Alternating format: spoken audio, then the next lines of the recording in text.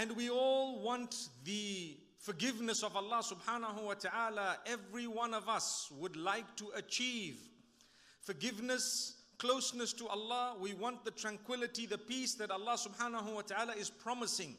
I promise you, my brothers and sisters, we have goodness in our hearts. We have goodness within our systems. It's just that sometimes shaitan, the devil, the accursed, makes us forget that there is a lot of goodness within us, and we become overpowered at times by the evil force. And this is why reminders of this nature are extremely important. Reminders of this nature are extremely important because they should make us feel like, yes, indeed, we are good people. I have goodness in me. I'm convinced about it.